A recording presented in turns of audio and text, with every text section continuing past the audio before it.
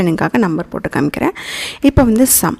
So நம்ம வந்து let வந்து ரிசல்ட் பார்த்துக்கலாம். லெட் ரிசல்ட்டுன்னு கொடுத்துக்கோங்க. லெட் ரிசல்ட்டுன்னு கொடுத்துட்டு அரே டாட் சம். ஸோ இந்த அரே டாட் சம்மில் போயிட்டு நீங்கள் என்ன பண்ணணும் அப்படின்னா நம்மளுக்கு ஆப்ஜெக்ட் வரும். அது மீன்ஸ் ஒவ்வொரு ஐட்டமாக இட்ரேட் ஆகும். இந்த அரேவை நம்ம சம்முன்னு கொடுத்துட்டோம்னா சம் ஃபஸ்ட் என்ன வேலை பார்க்கும், ஒவ்வொரு ஐட்டமாக எடுக்கும். இதில் வந்து நம்ம என்ன கொடுக்கலாம், இண்டெக்ஸ்னு கொடுக்கலாம். ஸோ நம்மளுக்கு இண்டெக்ஸ் வேல்யூவும் வரும். ஓகேவா? இல்லை நீங்கள் அரே அப்படின்னு கொடுத்துட்டிங்கன்னா என்ன ஆகும்னா அரேவும் நம்மளுக்கு வரும்.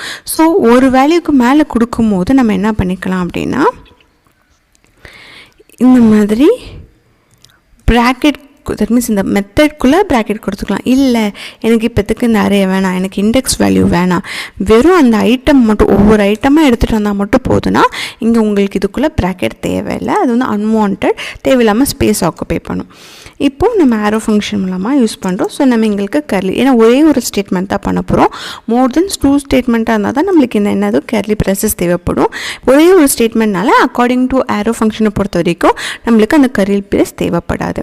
இப்போ நம்ம என்ன செக் பண்ணுறோம், வேல் வந்து greater than equal to 4 இங்கே வர வேல்யூ வந்து greater than equal to 4. அப்போ இது என்னன்னா ஒவ்வொன்றா செக் பண்ணும். 1 எடுக்கும், 1 வந்து 4 விட greater than equal பார்க்கும், இல்லை.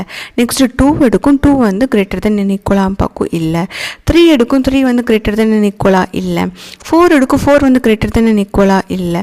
ஸோ 5 எடுக்கும் ஈக்குவல், ஆனால் வந்து greater than கிடையாது. ஸோ 5. ஸோ என்ன பண்ணும் அப்படின்னா 4லேயே ஸ்டாப் ஆகுமா 5ல ஸ்டாப் ஆகுமா அப்படின்னு நிறைய பேத்துக்கு டவுட் வரும். ஸோ கிரேட்டர் தென்னாகவும் இருக்கணும், ஈக்குவல் டு 4ஆகவும் இருக்கணும். அப்படின்றப்போ நம்மளுக்கு எங்கே ஸ்டாப் ஆயிரும் அப்படின்னா 4லேயே ஸ்டாப் ஆயிரும்.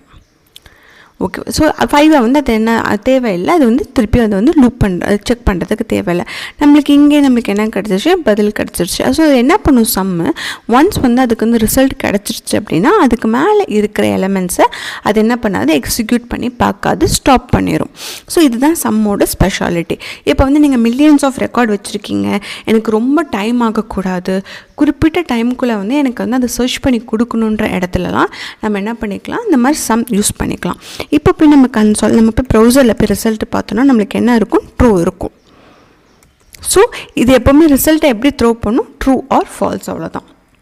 இதில் வந்து அரேவோ இல்லை இந்த எக்ஸிஸ்டிங் அரேவோ இது என்ன பண்ணாது, டிஸ்டர்ப் பண்ணாது. எப்போவுமே இதில் என்ன ஆகும், இது வேல்யூ இருக்கா இல்லையா அது எப்படி அது சொல்லும், ட்ரூவா ஃபால்ஸா, வேல்யூ இருந்தால் ட்ரூ, வேல்யூ இல்லைனா ஃபால்ஸ். அதே மாதிரி ஒன்ஸ் அது வேல்யூ அந்த அரேயில் கண்டுபிடிச்சிருச்சுன்னா அதுக்கு மேலே இருக்கிற நம்பர்ஸை அது என்ன பண்ணாது, செக் பண்ணாது. ஸோ இதனால் டைம் கன்சப்ஷன்ஸ் ஆகும். இப்போ போய் நம்ம போய் பார்ப்போம் ப்ரௌசரில். ப்ரௌசரில் வந்து அந்த பாத் போட்டுக்கோங்க. அந்த பாத் போட்டுட்டு ரெஃப்ரெஷ் பண்ணிவிட்டு இன்ஸ்பெக்ட் ரைட் கிளிக்